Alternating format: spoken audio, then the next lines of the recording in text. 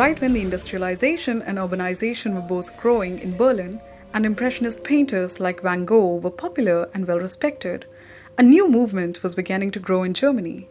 It was called the Expressionism. It's a form of art that encourages distortion of form and usage of strong colors to convey deep feelings.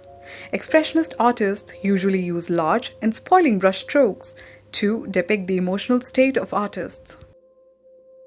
There were several influences on Expressionism. One of them was Edvard Munch, who painted The Scream in 1893.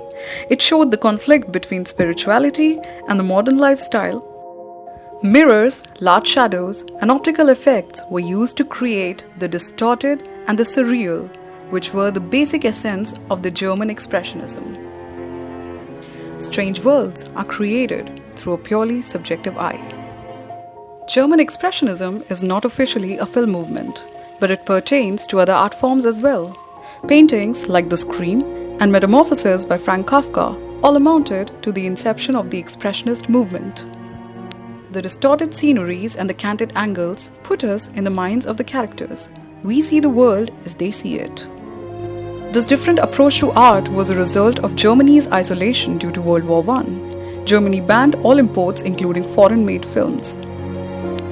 Demands by the German film-going public led to a large number of German films being made. The country went from producing only 24 films in 1914 to 130 films in 1980. As a result, artists used fantasy and exaggerated visuals to work out the feelings of German mindset in the wake of the First World War. There are thematic connections between some of the most important of these films and what was going on in Germany during that time. For example, a Fritz Lang film titled Dr. Mabuse the Gambler follows a hypnotist who uses mind control to force others to commit crimes for him. He is eventually imprisoned in a mental hospital, but in the sequel titled The Testament of Dr. Mabuse, the doctor continues to use his powers to manipulate others to commit crimes outside the prison walls. The film was scheduled to be released in Germany shortly after Adolf Hitler's rise to power in January 1933. Hitler had been in the prison himself for a short time in the 20s, where he'd written his own testament titled My Struggle, which would pave the way for the Nazi Party's rise and manipulation of the German people. Nazi propagandist Joseph Goebbels saw the film and, despite disliking it, offered Lang the position of the head of the biggest German film studio, UFA.